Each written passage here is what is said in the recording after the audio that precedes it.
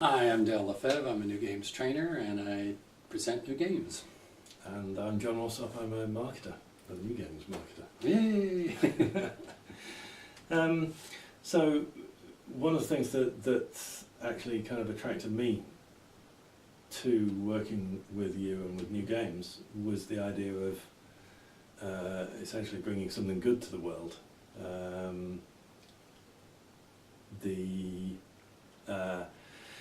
We seem to have kind of politics kind of swings on a pendulum. So it seems to have gone off in the direction of more division, and new games seems to be about bringing people together. So, yes, definitely. And you've done a lot of work with that kind of thing of people who are embattled and Yes, now I see where you were going with this. Yeah, I worked in Northern Ireland during the Troubles to work with Catholics and Protestants together. I've been in Israel with Jews and Arabs, and I've been in Croatia with Croats, Serbs and Muslims doing the games, and in South Africa with during apartheid doing the games with white people and black people together.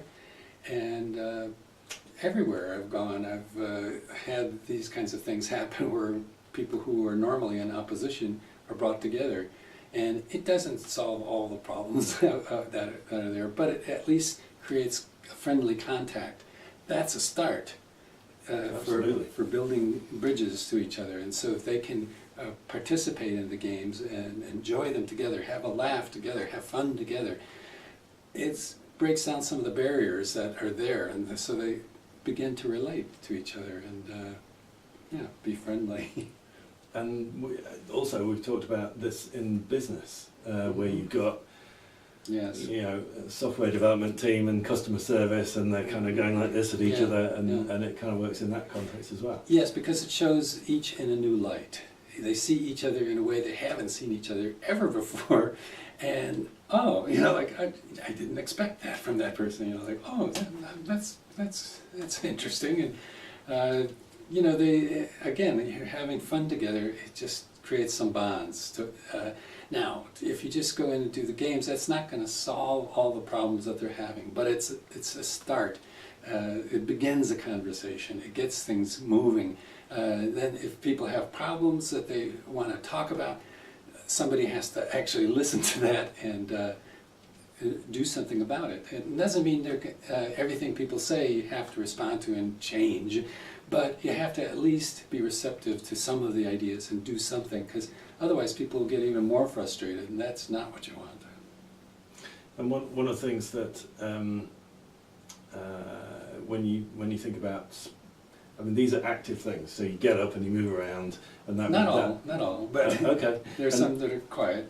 Okay, cool. And that puts us in the space of sport and activities and that kind of thing. But the difference with sport is that you kind of have to be skilled and to participate. But this is inclusive. Is that fair? That is a very fair statement, because you don't need to be skilled. You don't have to be a top athlete. In fact, most of the people I work with are not top athletes. It includes them. Whereas sport in general, or recreation things, as you get older especially, they get more and more limited for who can participate. You can't just walk onto, I live near the Sheffield United Stadium, you just can't walk on the pitch and say, oh, I want to play. They're not going to let you unless you're extremely talented. With new games, anybody can play, and everybody's invited to. If you choose not to, that's okay, but if you want to, you can. It doesn't matter if you're in a wheelchair or on crutches, or you're very old and you can't move quickly.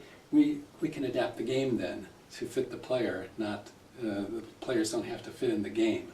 So anybody can play. That's a major difference. Now, another thing is that those who are in sport, who are at elite levels even, can join in new games as well and play just for fun, because they don't have to worry about winning. It gives them, it's like a breath of fresh air for them, you know, like, oh, I can just play and have fun, yay. Now maybe they do that in their sport, but winning seems to be, you know, so important. Yeah. Whereas in new games, winning is an element of some of the games, but it doesn't matter who wins. You know, oh, you won, you can start the next game. Here, let's keep playing. You know, we don't stop and dwell on like, oh, the winner, you're so great. Ooh, you know, it's not like that. Right. And we talked in a previous video about the idea of the freedom to kind of go around, and you've been all around the world Yes. delivering new games. Was there a moment in that kind of journey where you thought, wow, I never thought that the new games journey would get me to this place? Well, I can almost start from the beginning when I first came to California, because I really wanted to go to California, and specifically San Francisco, and you know, to have a way to get there and be there and you know, be involved. That was a big one for me. Yeah. I also, you know, I was very shy as a young fella, and I took a speech class when I was in high school. I was about 16. I had to give it in front of a group in my class and give a speech, and it was excruciating. I was the same, actually. Yeah? I was terrified. And I did take a speech class in college, university, where it was the best choice I made, because I thought, well, sometimes I might have to be in front of a group, so I should really... And it was the opposite experience, where the teacher had us, he graded us on what we said.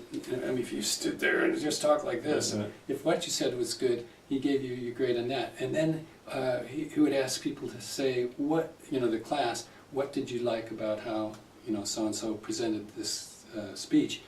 And you'd get feedback, and you think, oh yeah, I did do that, you know, oh yeah. And what might you do differently? So where could you improve? Like, you know, okay, make gestures, you know, while you're speaking, or whatever it was.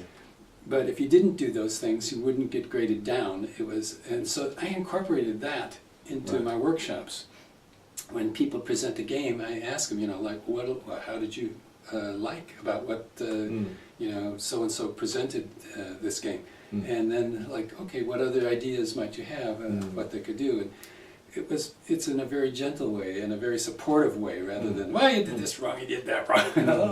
People do that to themselves, you know, oh, I didn't do this, I was terrible at that. Positive reinforcement, because a lot of times we do a lot of good things, but we don't give ourselves credit, and we have trouble even accepting praise for it, so, or hearing about it. But it is good to hear it, you then realize, like, oh yes, I can do this, and I have done it. And from that kind of speech class where you were shy, I mean, you've done new games in front of a big crowd. Yes. Not several big crowds. Well, I once did a presentation in front of 2,000 people and led games with them. Now they had to have a microphone and a video camera and a big screen so people could see what I was saying. Excuse me. But yes, that was really a trip for me to be able to be in front of that many people and doing something. I think if I were talking about economics or something, I might have been still a bit scared. But with new games, I know the subject and I love it, so it was easier for me to do that. Wembley Stadium there. Oh! Well, why not? So another couple of questions. Veljko Almano asks when we could do digital training, and that is something that, yes, we will come to that. Not yet, not tomorrow, but yeah, it's definitely something in the pipeline. And can I ask, what is your conception of what that means? Because I'm not quite sure. Does it mean like streaming videos? Does it, or does it? Well, you do have videos. Yes, I do have streaming videos on your website. Yes. But something that's structured and takes people through a series of lessons, I guess, so that they feel that they've gone from A to Z, and now know everything that they need to know about leading games. Okay. So so it has some structure to it. So it sounds like actually doing a mini workshop where Yeah, I guess, people present yeah, games, and yeah. we go through the process I was describing, Yeah. where we give them feedback about how they did and what they might do differently, and that would give people viewing it online Yeah. an idea how to do it. Yeah, that sounds.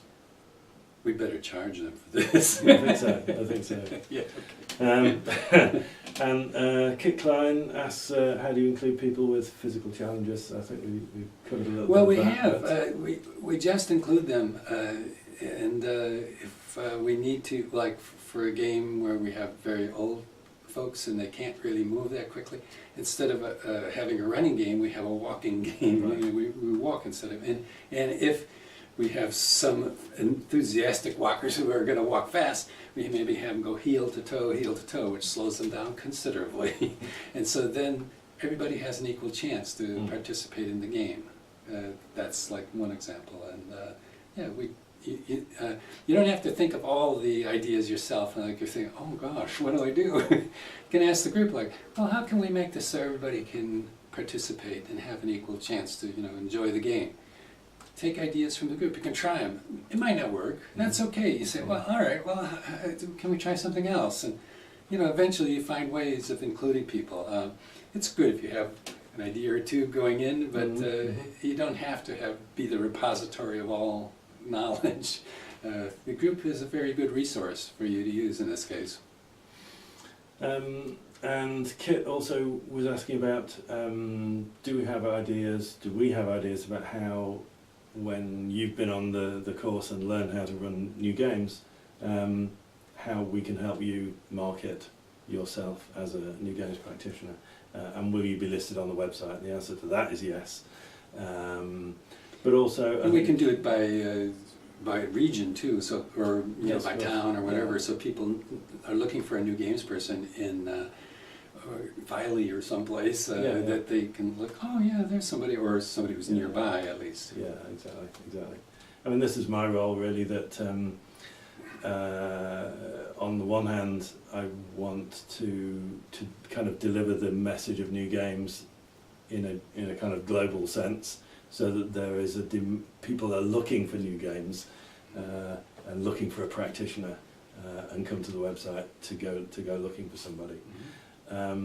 But also, if you are running, you want to run a class in a city, let's say a weekly class, then I want to create a community of new games leaders so that we can share our experiences, and obviously I have ideas about how you would market that, a local class, but obviously everybody who's doing it will also have their own ideas as well, and we'll just find the best ideas and kind of piece it all together. So that's the approach. Very good. We have the class to learn how to be a new games leader, and that's on the weekend of the 21st of April 2018 Yes. in Sheffield. Yeah. It's the only one planned for Sheffield. It's the only one planned at all, but it is definitely the only one planned for Sheffield. So if you are interested in knowing more about that, it's not a commitment to kind of come along or anything.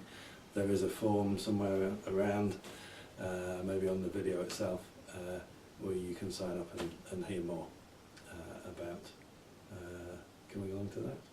Right. And I wanted to just briefly explain what happens in a new games class. I don't want to draw it out, but I just give people an idea. And first and foremost, we play the game, so you have an idea what they are. I'm not going to tell people what they're going to experience. I want them to experience it themselves. So for the first hour and a half, we play the games. Then we sit down and look at, well, what makes new games new? What are they? And in that we draw out the concepts rather than, again, me telling people. We look at their own experience of it. I might add a comment or two, but mostly we look at what people see for themselves.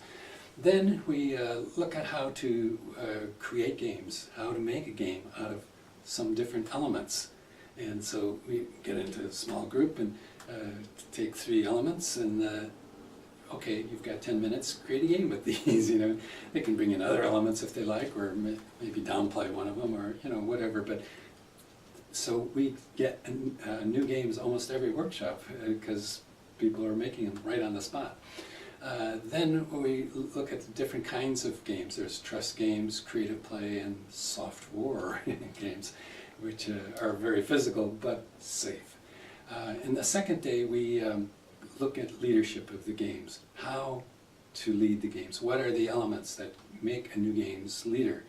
And then we actually have people partner up and pick a game, and then practice with their partner presenting the game as if they were leading it with the group. So that gives them kind of a rehearsal. Then we have them lead the groups with the people who are in the workshop, and we give them feedback, like I had described, you know, like, well, what did you like about how John presented the game, and what have you got any comments that you'd like to make about how it could be presented differently, or maybe how John might think about something that he might do. And we go through that, and everybody gets a chance to lead. And then at the end, towards the end, we have like a mini festival where people can invite their friends, their family. We put a notice out to the community where people can come and join in. And people in the workshop lead the games, so they have a real live experience leading the games. And afterwards we talk about, you know, what their experience was doing that. And that's basically the workshop. So they leave the workshop having practice leading with the people in the workshop and with people not in the workshop. So when they leave, they have led new games themselves, and so that really helps them. So when they get into their own situation, their work or family, whatever, they can do it by themselves. Sounds fantastic. Yeah, and of course we great fun. And of course we have the books and streaming DVDs and streaming videos to support that. So if they like, oh, I forgot how to do this game, we can read about it or watch the video. Excellent. That is going to be great fun. So see you in April. Be there.